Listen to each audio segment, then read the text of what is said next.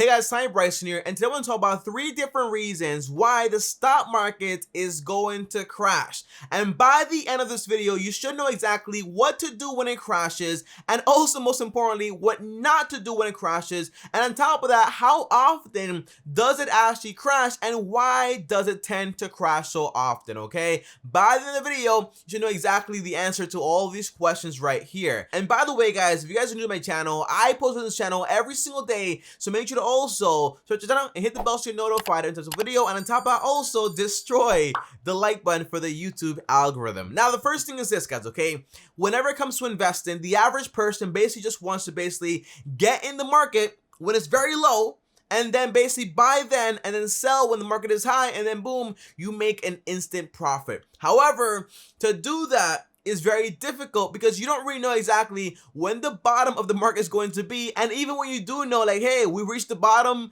it's usually like, hey, okay, so we're here, but I don't know if it's going to go down even further or it might bounce back. So let me just wait a little longer. And next, you know, that person just misses out on the entire investment that was going to make them a lot of money. So the entire idea here is that the market is kind of unpredictable. Thus, trying to predict it and invest at the bottom is kind of like not the best strategy at all. But now let's talk about exactly why the stock market is going to crash again. Now, the first thing is this, guys, okay? We have to understand exactly what a stock market correction is and what a stock market full-on crash in and what causes both of those things to actually happen. And by the way, guys, just so you guys know, in a perfect capitalist society, there would never be any government intervention. So if the stock market goes down, it would stay down, and then people would have to figure out exactly what to do. But we all know there is no perfect society, no perfect capitalism. So in reality, every now and then, the Fed has to step in and basically halt things, stop the trading,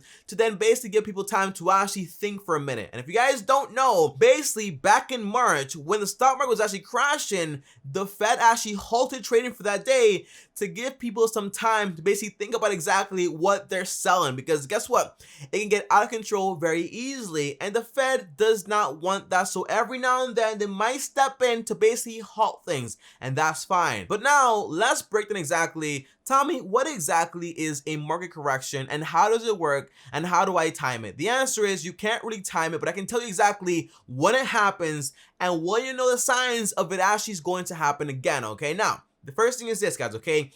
A market correction is basically whenever the stock market is overvalued, it's actually trading for way too much money, and then it corrects itself for at least a minimum of around 10%. That is called a market corrections. Now, we get those every 2 to 3 years often, okay? Now, the idea is that every single time it happens, it gives investors the opportunity to basically buy at a discount. That's the entire idea, because, hey, if something is trading for way too much money, when it comes back down to its true value, you can buy right then and there for a discount, and then when it goes back up, basically, you're making money. It sounds like a good thing, but in reality, the average investor sees like, hey, the market just crashed. It's a correction. Well, I'm going to sell everything I have. Then the market goes down even further, and then boom, you get massive panic going around the entire stock market. And that's why sometimes market corrections can turn into this massive thing that they actually should not be. And by the way, in reality,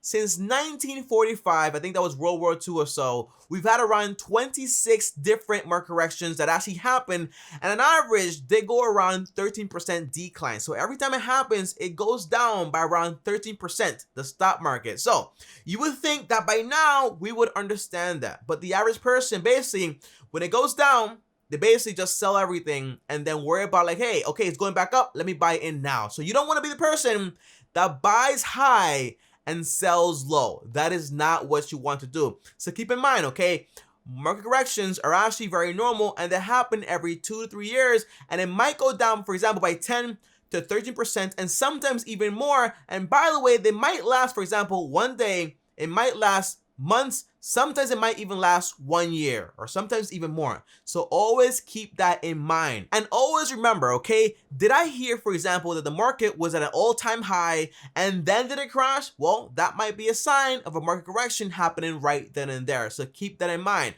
But on top of that, we also have market crashes led by basically disasters or something called anomalies. Anomalies are things that barely ever happen. Now, the idea is, here are two dates I want to share with you guys that you guys probably don't remember but are very important, okay? March 11th of 2011, that day, Japan got struck with a tsunami, and that tsunami sent their entire stock market exchange down by around 14% in one day. Now, as you guys know, today, the market has recovered, boom, boom, boom, everything is back to normal. However, March 4th to 23rd of 2020, we had a massive problem with the whole pandemic, which then led the S&P 500 to actually crash, and it actually went down by nearly 30%.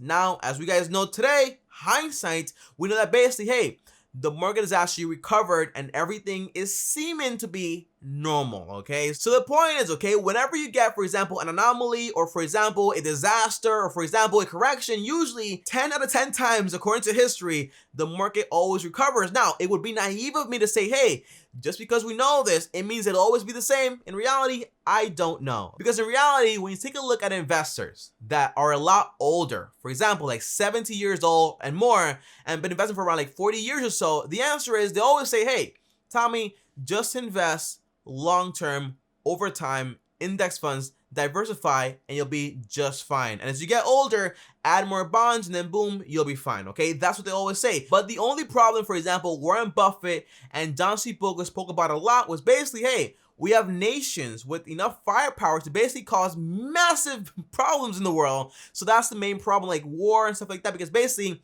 they come from our generation when that was actually going on back then. And that's why they see that. And even when we talk about that, guys, basically they say, hey, it's better to invest, even if that's pending, but it's better to invest because if it does happen, then hey, you were investing and there's nothing you can actually do about it. But if it doesn't happen, then basically if you didn't invest, you would miss out on a bunch of gains, okay? So the point is, whether we have a market correction, a disaster, an anomaly, whatever it is, you want to keep investing and keep investing, okay? That's the core idea. Now, the second thing is something that is very scary, and that's recessions and also depressions. Now, by the way, recessions are normal in economical cycles. It happens every now and then. It's very fine. Having a bear market is fine, and in some ways it's actually healthy.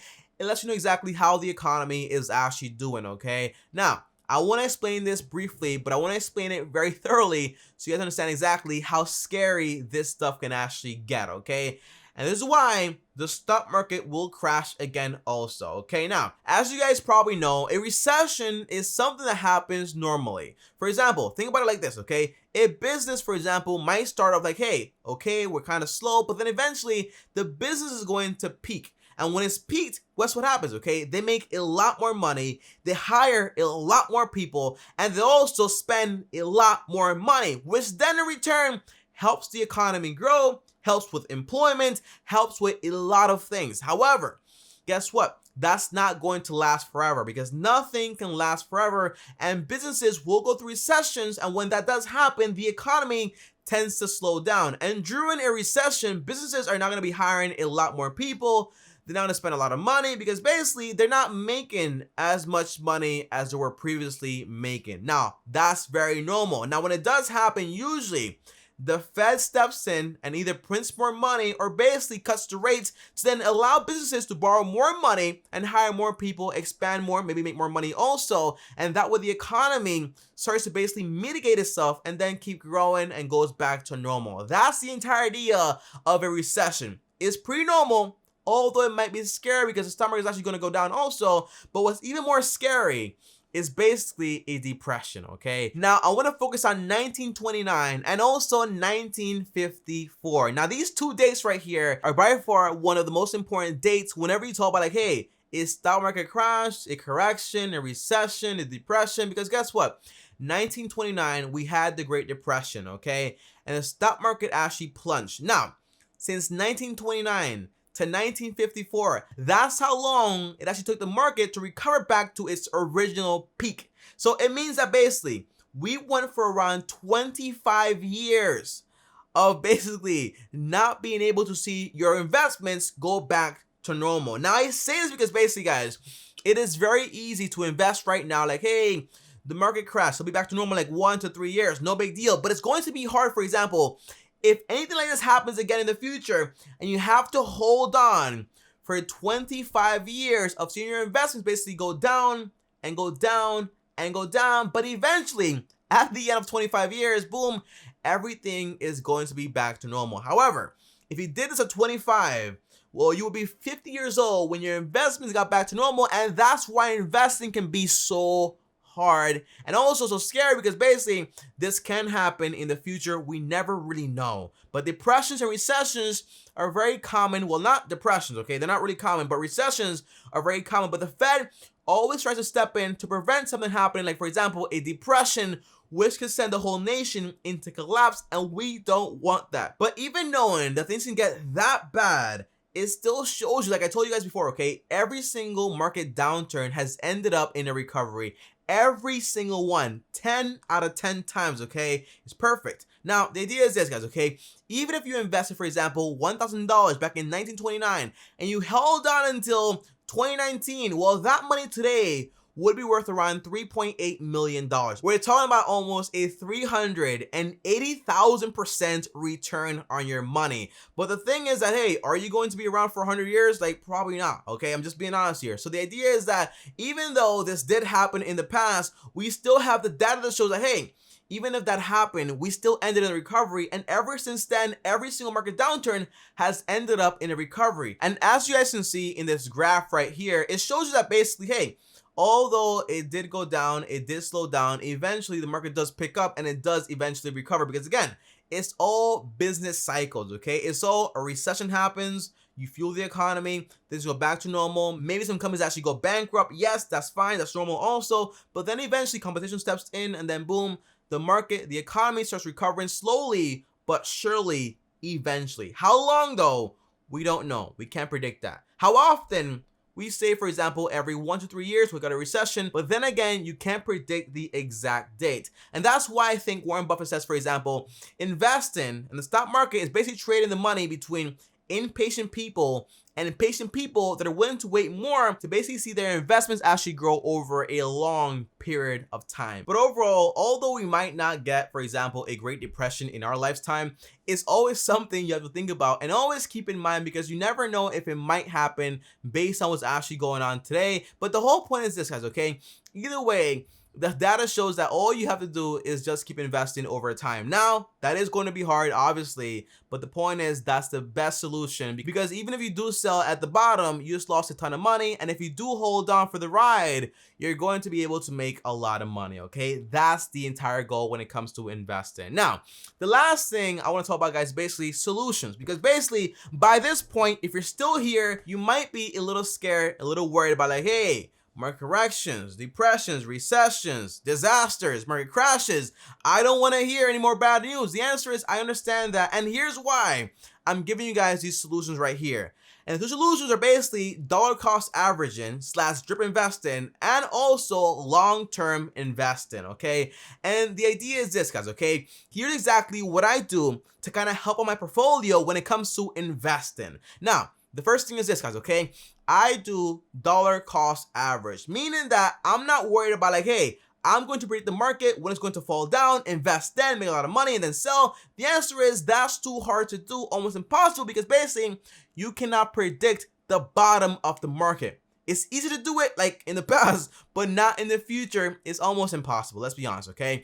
So the idea is what I do is I invest weekly. Every single week, I invest an amount of money. Whether the market is up or down, it doesn't matter. I invest every single week, and that way, at the end of the year, I get the average price for all my investments. Thus, I also get the average return for the year. That way, I'm not worried about, hey, the market crashed, because, hey, if it did crash, I kept investing, which then averaged out my investments. Thus, I'm back to normal. So I do dollar cost average / drip investing to basically offset the risk of a market downturn. So I highly recommend, if you have, for example, $100 to invest, well, break it down, for example, weekly, 25 one week, 25 1 week, and so on and so on. And that way, you averaged out the entire thing, and you don't have to worry about, like, hey, the market went down like crazy. The answer is no. It doesn't matter, okay? And the second thing is basically long-term investing. As you guys can tell, basically, although we might go through crashes, disasters, pandemics, Great Depressions, recessions,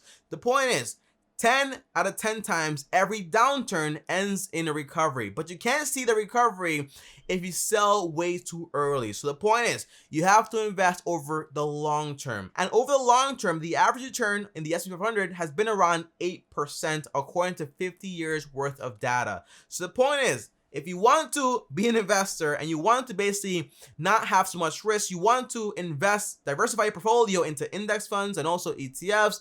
And the whole point is you want to invest over a long period of time. Now, if you want to know exactly what I invest into, I'll link a video down below. Now, if all you want to do is basically invest over a long period of time and you don't really want to do anything else, the answer is I would probably get the Acorns app, and that way they do everything for you and you can just invest into a portfolio that's basically very balanced and diversified. And that way you can invest your money without worrying about, hey, I'm not diversified enough. If this crashes, then I'm done for, because in reality, that portfolio gives you bonds, it gives you international stocks, also US stocks. That way you're balanced out throughout every single area of the entire market, both in the US and also outside of the US, and also with bonds. Okay, so again, link down below also to Acorns, and that's what I also use to invest my money also. Now, as always, guys, the whole point of this video is to show you that, hey, timing the market is not important, okay? It's not important at all. What's important though is the time you're in the market for. So time in the market, no, but time in the market is what's actually important. So focus on that, long-term investing, and also dollar cost average, and that way you're good to go. But guys, comment down below and let me know exactly what do you think about this video. Was it helpful? Did it help you? And did it scare you to know that, hey, basically stocks can be down for around 25 years and you won't get back your money, okay? Comment down below, let me know, because if you ask me, that was pretty scary, but the data shows that, hey, in the end, it's going to recover, even though it might be a very long time. Comment down below, let me know, and as always, like this video if you liked it, and also, if you're new here, subscribe to the channel and hit the bell so you're notified of the video, and also follow me on Instagram at TimeBrayson. And before I go, if you want to watch another video basically on my portfolio and what I invest into, well, watch this video right here, and click on the channel. I'll see you tomorrow. Thanks for watching, and as always, peace.